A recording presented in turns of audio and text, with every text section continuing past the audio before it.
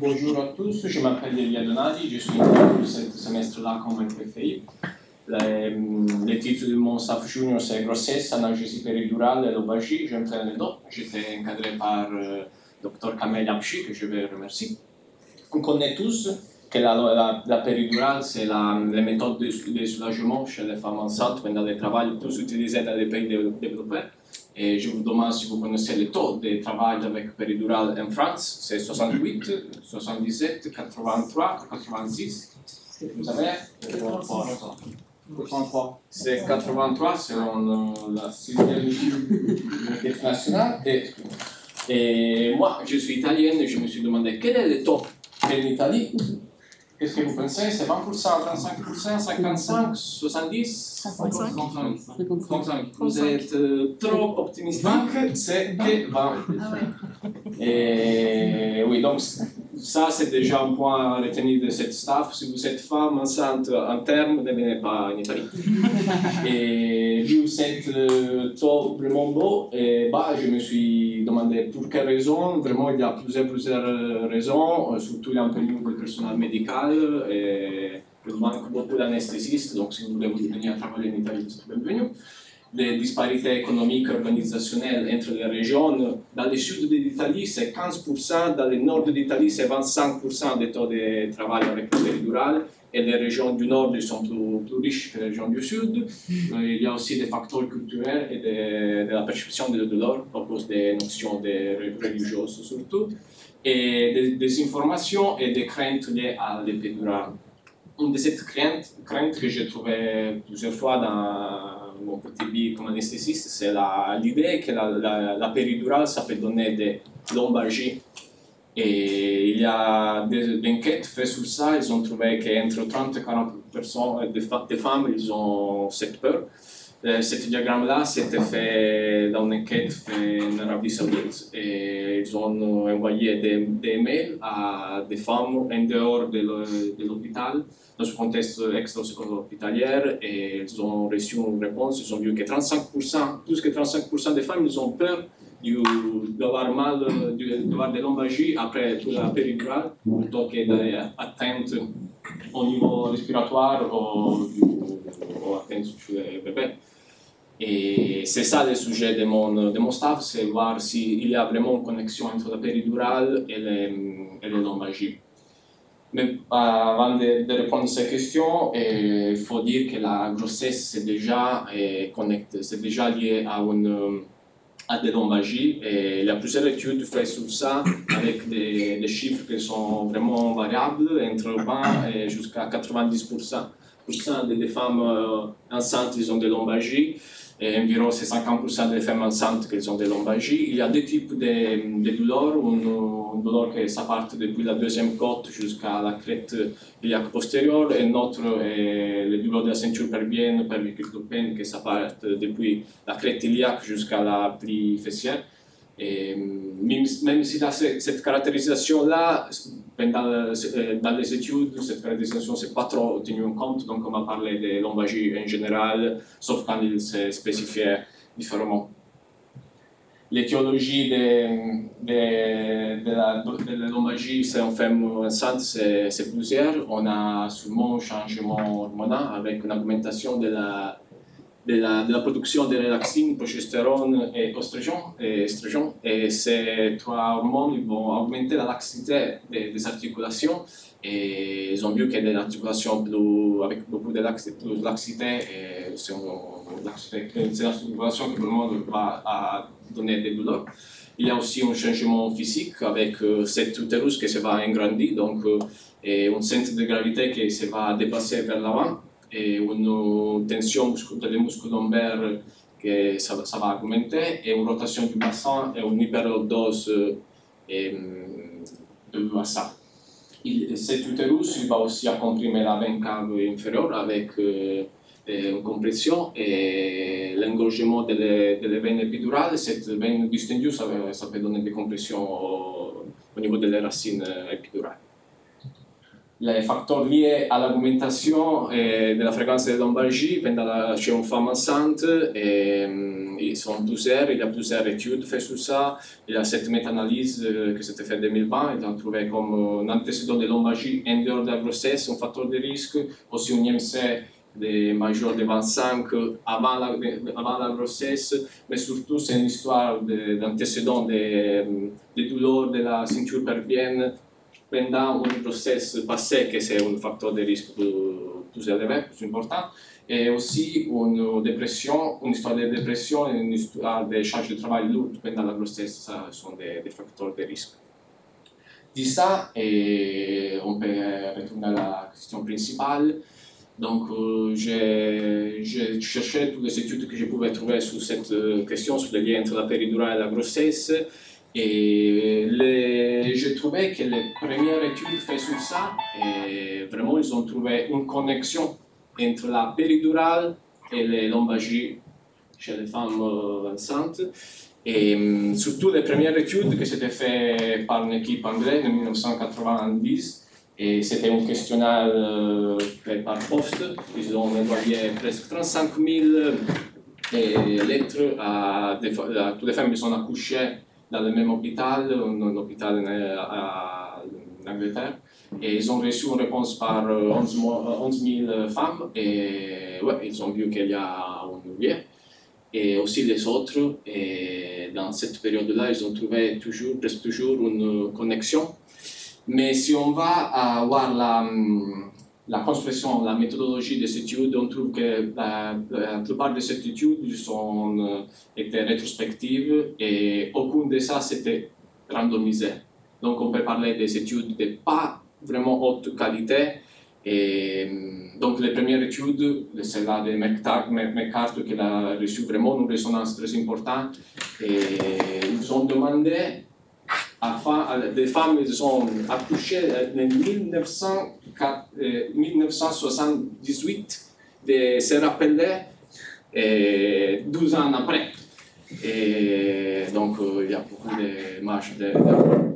Heureusement, on a des toutes nouvelles études qui sont faites avec des qualités un peu meilleures, donc plutôt prospectives et randomisées. Et là, les résultats ils sont complètement différents. Et si on va analyser toutes les dates, on peut dire qu'il n'y a pas de risque à augmenter entre l'épidural et les lombalgies. Donc, on peut répondre à une femme qui a cette peur que ce n'est pas du tout vrai. Et une idée très commune, c'est que la péridurale, avec sa diminution des niveaux sensitifs et moteurs, ça peut donner des lombalgies parce que la femme est presque obligée à garder la même position que et donc cette étude-là, c'était fait pour ça, et c'est un peu âgé cette étude, mais je n'ai pas trouvé les autres études sur ce sujet-là. Et ils ont randomisé entre trois groupes, et un groupe n'a pas reçu de péridurale, l'autre groupe a reçu une péridurale avec une anesthésie locale à faible concentration, donc avec un bloc moteur plus faible. Notre groupe, au contraire, a reçu la péridurale avec une bupivacaïne un peu plus concentrée, donc un bloc moteur plus important. Ils ont allé à avoir les taux de lombalgie après 3 mois d'accouchement, et ils n'ont pas trouvé de différences significatives. Mais quand même, on a presque 39% des femmes qui ont reçu le bloc moteur plus important qu'ils ont des lombalgies. Et une autre critique que je vais faire, c'est qu'ils ont utilisé la bupivacaïne 0,125%, quand dans cette période-là, sur toutes les études qui sont sorties dans cette période-là, ils utilisent plutôt la bupivacaïne 0,25% ou 0,50%, donc un bloc moteur encore plus haut. Et notre question que je me suis posée, c'est que c'est la périrachie, ça donne des risques augmentés de lombalgie en comparaison à la péridurale simple. Et on a cette étude-là qui s'était faite de façon rétrospective en 2008 et qu'ils ont comparé les taux de lombalgie entre les deux groupes à 24 heures. Et ils ont trouvé un taux de risque plus élevé. Chez les femmes, ils ont reçu une périrachie. Mais ma critique, c'est que c'était réalisé à 24 heures après le travail et je pense qu'il faut attendre un peu plus de temps pour avoir une idée plus claire parce que ça peut être encore une phase aiguë post-péridurale, post-périrachie. Et bien sûr, notre question, c'est quand on va faire malheureusement une brèche, est-ce que cette brèche-là, ça peut donner des risques accrus de lombalgie? On a cette méta-analyse faite en 2022 qui a comparé 4 études sur ça et elle a trouvé un risque augmenté à 12 mois quand on fait une brèche. Donc, il ne faut pas faire une brèche, mais aussi pour ça. Et l'autre demande logique, c'est que si on fait malheureusement une brèche et on fait un bloc de page, il y a toujours le même risque d'avoir des lombalgies à 12 mois, la même méta-analyse, et il a analysé 3 études et malheureusement, il a vu qu'on a toujours le même risque, même si on va faire une bloc de page. La brèche, ça peut donner des lombalgies. Et une autre chose que c'était plutôt choquant à moi à lire, c'était de voir combien de femmes ils ont des lombalgies pendant le travail. Et selon cette étude-là, c'est 85% pendant le travail, ils ont des lombalgies. Et c'est pendant le travail que c'est une période où nous, anesthésistes, ils sont plus proches à ces femmes-là. Donc je me suis demandé qu'est-ce qu'on peut faire comme anesthésiste. Et j'ai trouvé une procédure intéressante, je pense, que c'est déjà fait déjà utilisé en Australie et en Suède, qui quand même sont des pays où ils font moins de péridurale, c'est d'injecter 1 ml d'eau stérile intradermique ou 5 ml subdermique. Et 3 tours de ce thrombus Michaelis que vous pouvez voir dans les slides à droite. Cette injection va donner une douleur très importante comparée à la piqûre d'une guêpe. Mais ça va terminer après 15 secondes et après 10 minutes, la dame ça va être soulagée de la lombalgie. Et on pense que la théorie derrière ça, c'est la libération d'endorphines ou les théories de gate control. Il y a plusieurs études pour valider cette procédure. J'ai trouvé cette méta-analyse il a analysé beaucoup d'études. Il a toujours trouvé des améliorations du score du base à partir de 30 minutes jusqu'à 90 minutes. Même à 10 minutes, on a une amélioration pas significative, mais on a. Et ils ont trouvé aussi pas de risque plus élevé de passer aux césariennes.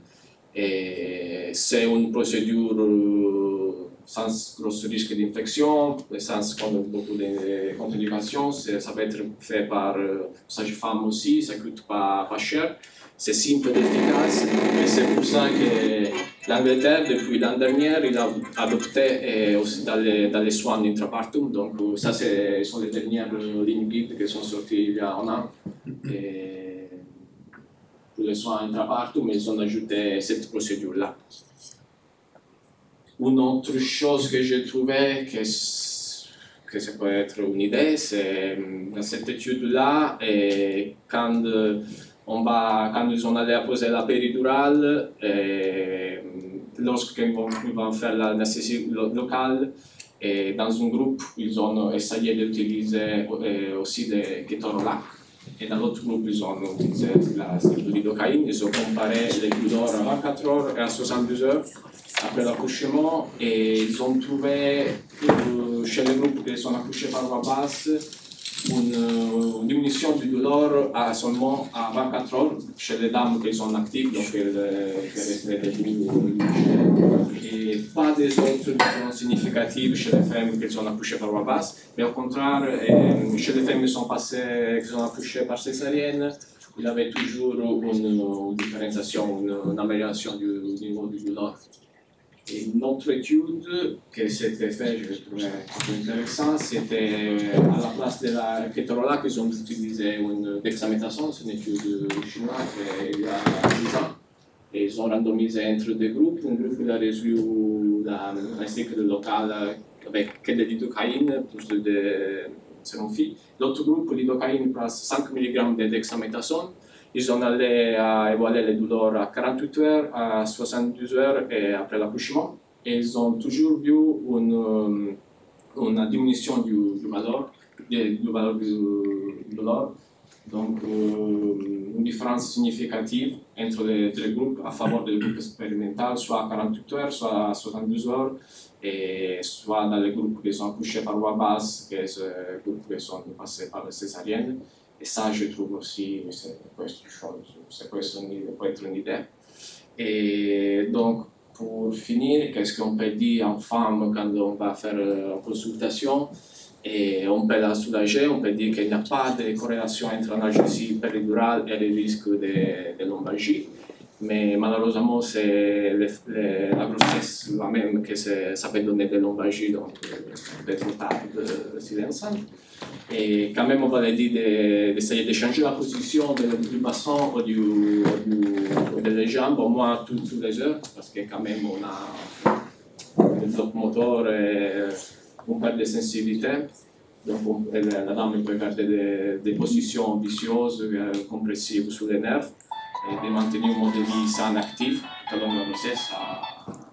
C'est toujours une bonne règle, et encourager la dame à faire des kinésithérapies pour une reprise plus vite dans le postpartum. Et qu'est-ce qu'on peut faire, nous, comme anesthésistes? Et éviter de fonctionner avec quand on a une rachis qui n'arrive pas à faire des repérages tactiles, parce que c'était vu que si on fait une brèche, on peut donner des lombalgies. Et aussi, j'ai lu dans plusieurs études que le nombre de piqûres, ça peut donner des lombalgies, mais je n'ai pas trouvé des études faites exprès ça ou des dates spécifiques pour ça. Et je me demande aussi si on peut utiliser l'injection de stérile pour soulager les dames qui ont des lombalgies pendant le travail. Je vous remercie pour l'attention.